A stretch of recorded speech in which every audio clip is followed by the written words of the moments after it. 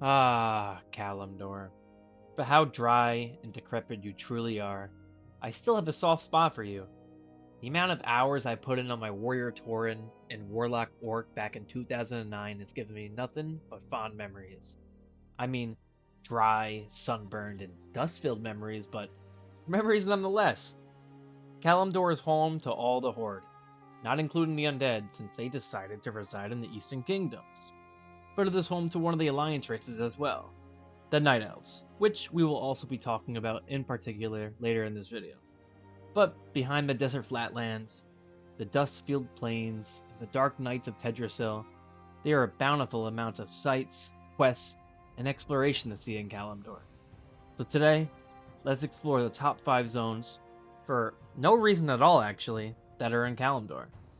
My name is Aaron, and let's get lost together.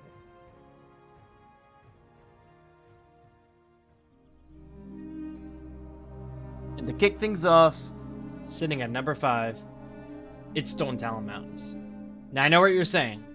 Stonetown Mountains? You gotta be kidding. And to that, I would say no.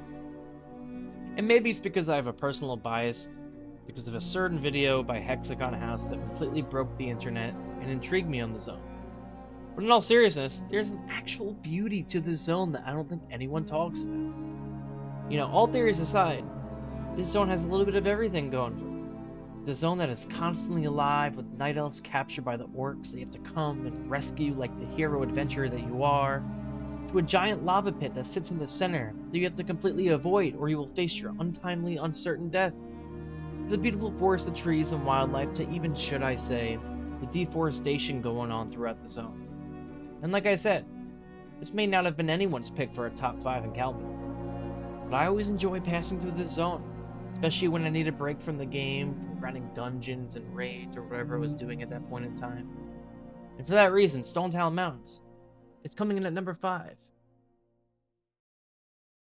Pack your belongings and put on some layers because Winter Spring sits at our number 4 spot. I know, underrated for sure. Winter Spring sits near the top of Kalimdor, and if I had to describe the zone in one word, I would say comfort. You know, there's something about the zone that is just comforting, whether it's the welcoming, cozy atmosphere, the snow-covered terrain, or even the log cabins. This zone truly feels like you're in a Hallmark Christmas special. And sure, while there are dangerous inhabitants like polar bears, grizzly bears, and winter spring screechers, no other zone compares to when you just want to turn your brain off, get lost, and explore. So, do me a favor, the next time you're flying to a quest marker, or just exploring the map and you happen to come across Winter Spring, take your time, walk down the cobblestone road, take in the sights. This is definitely one of the few zones in World of Warcraft that just blow me away. Number 3, Ditar. Ah yes, good old Ditar. You know the saying, if it ain't broke, don't fix it? Well, Ditar is the best fitting for that quote. I mean, sure, there's not a lot going on in general when it comes to Ditar, maybe besides Orgrimmar. So then how is this zone sitting at number 3 on a top 5 list of zones in Kalimdor? One word, people. Nostalgia. That's right. Nostalgia carries Ditar this high. Put yourself into the mindset this is your first time playing World of Warcraft in the year 2004. You load up on your Orc Hunter, and you're dropped into this barren wasteland with nothing but your gun and your pet boar. The world is your oyster. Remember the first time I walked into Orgrimmar in 2004 and was completely blown away by the sheer size of the Horde capital city.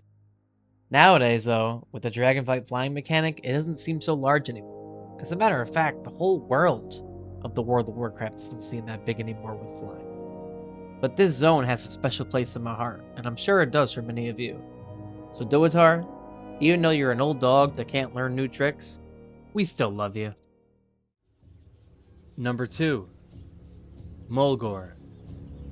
Now, if you thought Ditar had absolutely nothing going for it, then let me introduce you to Mulore. This is the absolute pinnacle of nothingness. So, I know that begs the question. How does this zone end up this high at the number 2 ranking on my list? It's atmosphere, people. From the flatland fields to the rolling hills to the small villages that the nature-centric Tauren call home, this zone is absolutely gorgeous. This is actually how I imagine Earth would look like if humans didn't exist in our universe. You're witnessing nature at its finest, adventurer. The amount of time I spent just fishing in the beautiful rivers and lakes would probably scare some of you. So, if I'm ever feeling bad about myself or need to decompress, sometimes all I need is to come by Mulgore and get in touch with my character's spiritual side. Whether I'm hunting, fishing, or just questing through this zone, I actually feel like I'm here. So Mulgore, even though you don't have much to offer in terms of structure and diversity, you're still beautiful inside and out. Put yourself into the shoes of a player loading up World of Warcraft for the very first time.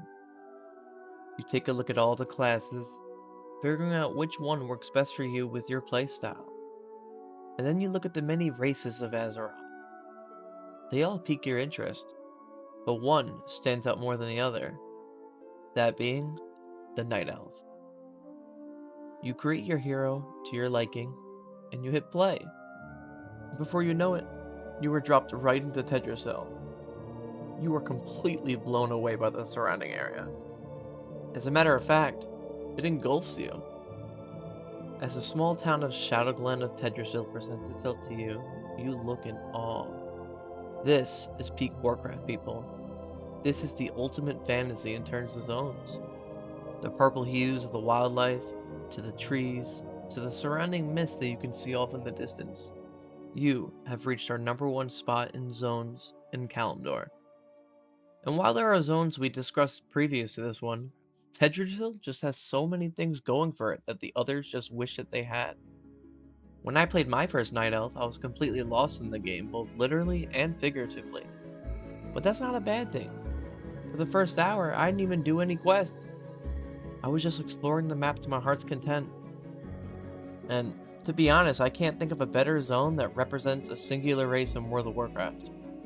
And sure, there are many other reasons, but we would be here all day. So I have Tedrasil at the #1 spot of zones in Kalimdor. Thank you so much for watching. If you stayed to the end, let me know how I did. What is your list? Sound off in the comments below. I also stream on Twitch. I will leave the link in the description and the comments below. And of course, if you like this content, I have plenty more in the memory bank since I enjoy making this type of content. But with all that being said, thank you so much for watching. Please consider liking, sharing, commenting, or even subscribing if you think I earned it. My name is Aaron, and I can't wait to get lost with you again soon. See you later.